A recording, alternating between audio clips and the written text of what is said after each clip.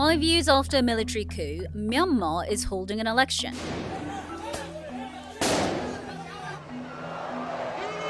Remember Aung San Suu Kyi?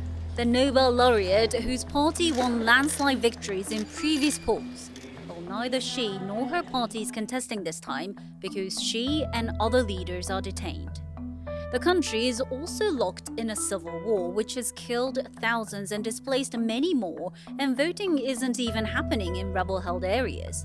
International observers say it's a sham. So why is Myanmar's military government even doing this? And will it change anything?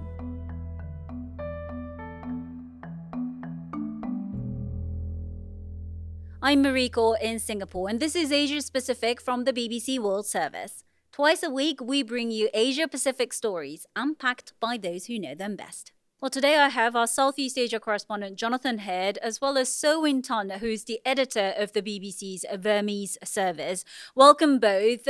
Jonathan, firstly, let's start with what Myanmar is like, because I think it's fair to say that the international attention has shifted away somewhat in recent years. I've always wanted to visit, but then the coup happened, so I've never been. So can you tell us what it was like, because you just got back from there? Yeah, I was sent to cover the first stage of this rather unusual three-stage election, Mariko. It was only my second visit since the coup. It's been very hard to go there since the military took over.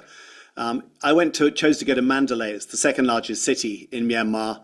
I'd been to Yangon after the coup in my previous visit. Yangon's the economic hub of the country, but it feels like a little bit of a bubble. It's more prosperous than the rest of the country.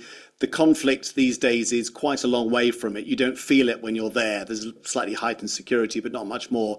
Mandalay is very different. The conflict has come very close to Mandalay. It's in all the countryside surrounding it. Mandalay is also has always been a stronghold of support for Aung San Suu Kyi and her National League for Democracy. So I felt that that would be a good place to get a sense of how effective the military's election plans were, what people felt about them. What I discovered being there was that there was a very, very palpable atmosphere of fear. And that's partly because the military has passed laws specifically criminalizing any criticism of the election, on top of all the other laws they've passed. People there who clearly were unhappy with the election, and they signaled that many of them didn't want to vote. They certainly did not want to support the military's own party, which has dominated this election. But on the other hand, they didn't like to say so openly. We were obviously there as a media team. We were being monitored the whole time by police special branch following us all the time. So it did make it very difficult to get people's honest opinions.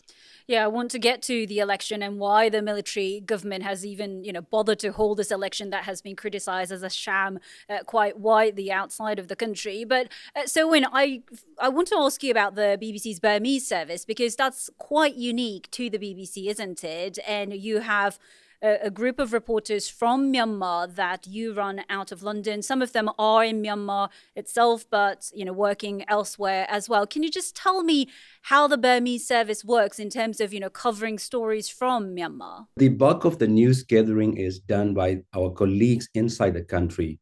We have also reporters across the country, but some of them we have to pull back to Yangon, the second biggest city, where our office is, for the safety of them, because civil war is raging in their part as well. So military regimes are never friends to the free press. So they impose some restrictions on the media. We can't deploy our colleagues freely. And also there are domestic laws that lay trap to the journalists. For example, one law prohibits journalists and anyone from having or making any contact with they call illegal and terrorist organizations. When this military regime came to power, they declared several organizations as illegal or terrorist organizations. But in our line of work, that we need to talk to a lot of people, different people from all sides, to reflect the different opinions. But even if you are found having some contact with those groups, just to get reaction or to confirm then you could get into trouble. So that's also is the atmosphere and the circumstance that our colleagues are operating in. It must be a very tricky situation for your reporters and yourself to navigate. I want to talk about, in comparison to the previous elections, because there was one in 2015 and then in 2020, which of course the army was unhappy with the result, which led to that military coup that we've been talking about.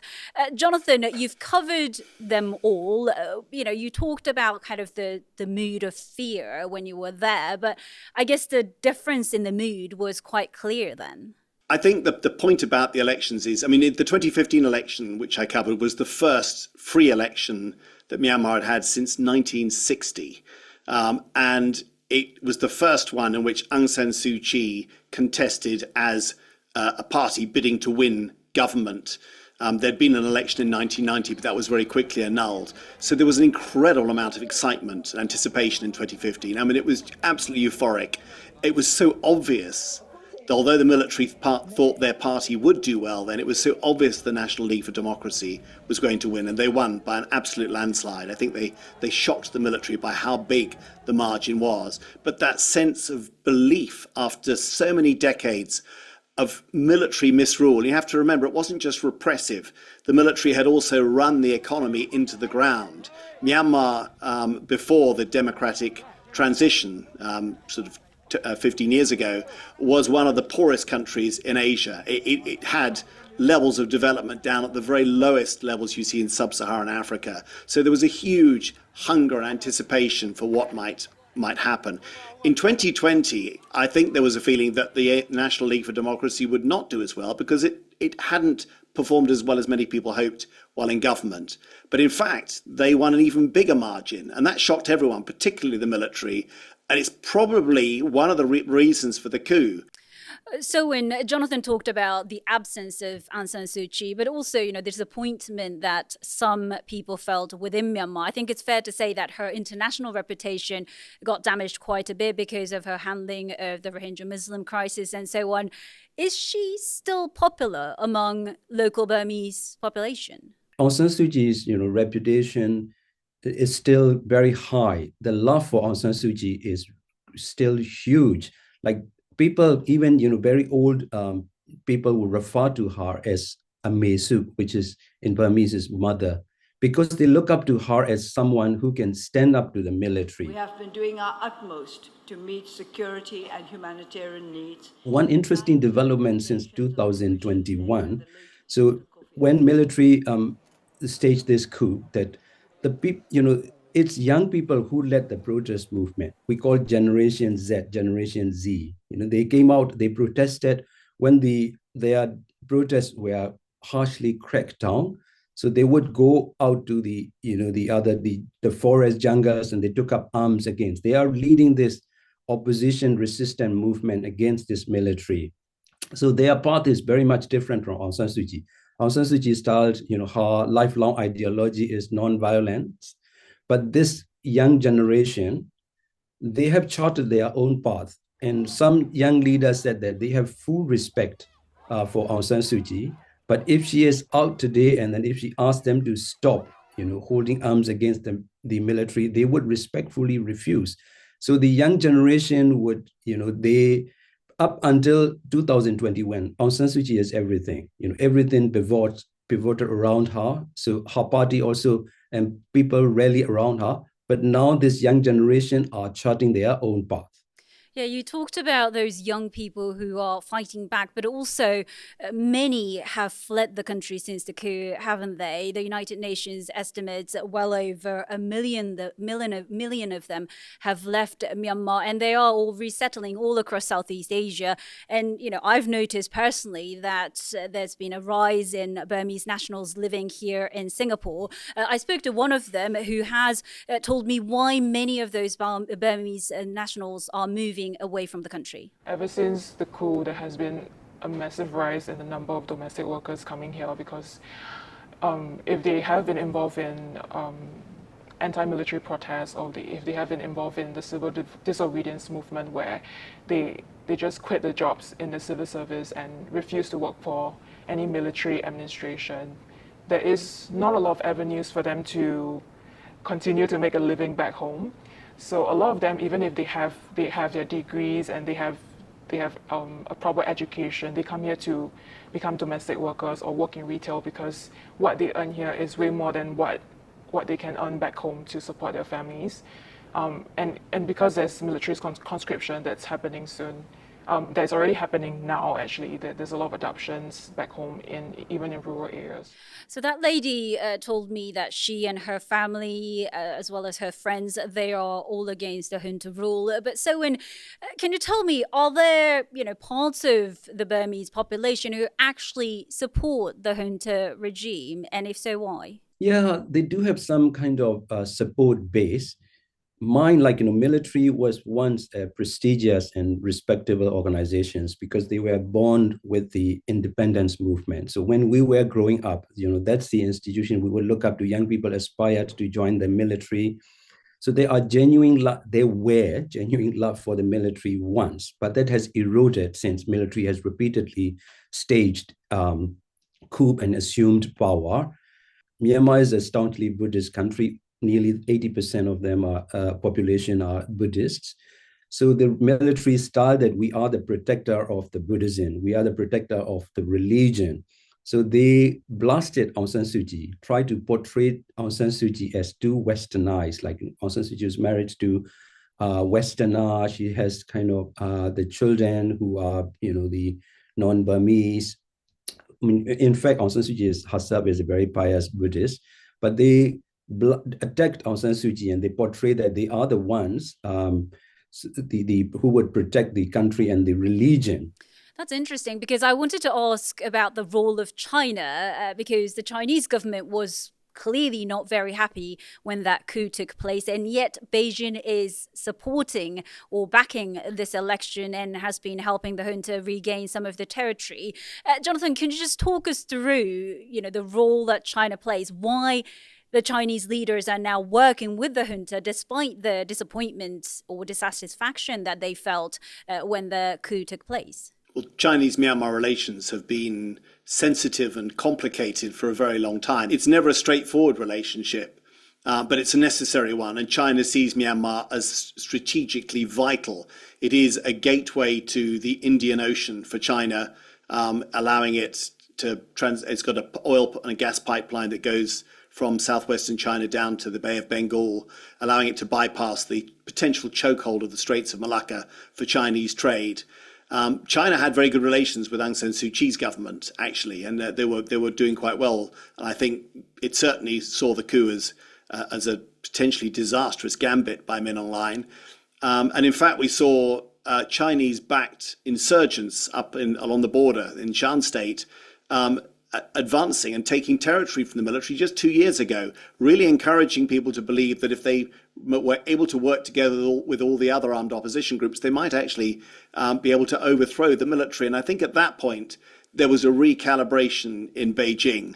Much as China has been frustrated by the military, by the chaos it's caused, by the proliferation of scam centers which happened under military rule, China fears instability and state collapse much more than any of those other factors. And I think when it realized that perhaps the military junta could completely collapse, it does not believe clearly that the myriad opposition forces, which are very fragmented, would be able to form a stable alternative government. Yeah, I thought it was interesting that the junta spokesperson said this election is being conducted for the people of Myanmar, not for the international community.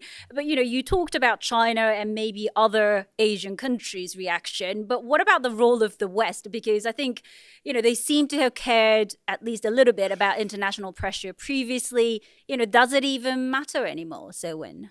Western influence, did play some role in the previous kind of changes. But this time, when you look at the United States, which was the leader of that Western, influence, so US has no interest in Myanmar issue these days, even quite strange that the US Homeland Security Department announced that. So they withdrew temporary protected status for thousands of Myanmar people who came to US after the military coup, which they were granted that temporary status. And So the reason that they are revoking that status that Homeland Security announced was that Myanmar was holding elections and everything was rosy going forward. So this is how ignorant United States about Myanmar, or lack of interest. What about you, Jonathan? Because you were given permission to cover this election. What was your sense that the junta still cares about how the international community sees its leadership? Look, I think they're on a mission to try and claw back some kind of legitimacy. They know that they miscalculated with this coup. I don't think there's any doubt about that. They totally miscalculated the tremendous anger that they've stirred up among their own population, and the violence they've had to use to suppress the opposition has appalled pretty much everyone. I'm sure it's appalled the Chinese as well. So it's an uphill battle for them, and they do want any kind of recognition they can get. I find it interesting when they invite us to go, because we are monitored very closely. They do restrict us very tightly on where we can and can't go, but they don't seem to pay a lot of attention to what we actually report. And pretty much all the independent reporting of Myanmar is highly critical of the military. We try very hard to see behind what they let us see. I mean, we actually managed on this trip to travel really quite a short distance from Mandalay into an area just on the other side of the Irrawaddy River where the war is visible. Everyone is armed to the teeth. Villages are divided.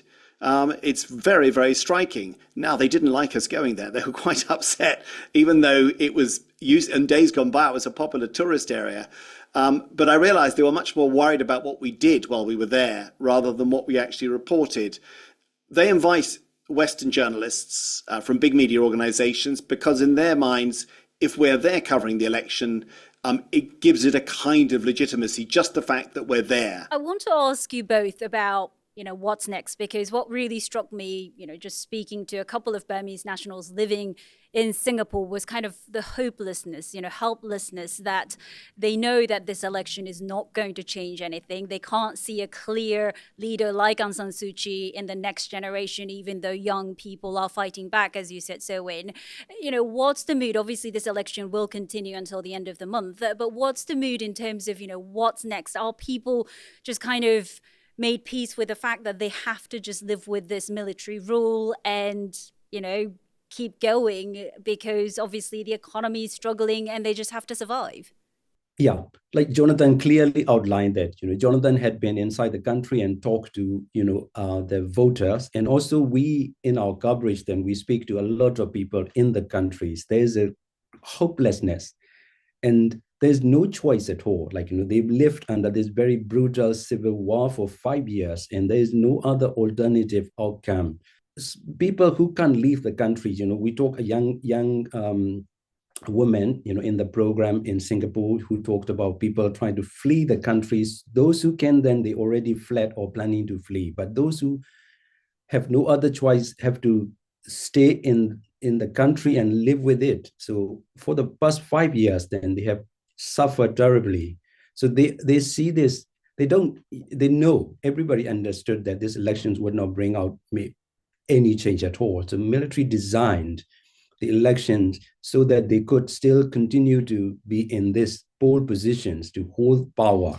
And Jonathan, in terms of, in comparison to other Southeast Asian countries where we saw the rise of, civilian rule, what could happen next to Myanmar, do you think? I follow Indonesia very closely, and both Myanmar and Indonesia are very similar in certain ways, both very complex, multi-ethnic, post-colonial countries that found it very difficult to bring unity in the early years after independence. But in Indonesia, even though the leadership was very authoritarian, it essentially embraced the outside world, embraced trade, interaction with the rest of the world, and brought in a much wider range of actors to run the country. That hasn't happened in Myanmar. The military still sees itself as absolutely essential. It dominates business. Military companies are enormous in Myanmar. They've become very wealthy, and they do not see themselves as having to give up power at all. It's very telling, I think, that some of the generals who appeared to be reformers in that sort of democratic interlude, who were paraded around the world as these sort of open-minded generals bringing democracy, those generals after the coup have completely backed it. They've totally backed one of the most regressive and violent coups the world has seen. There are no reformers in the Myanmar military. They are ultimately completely loyal to the institution.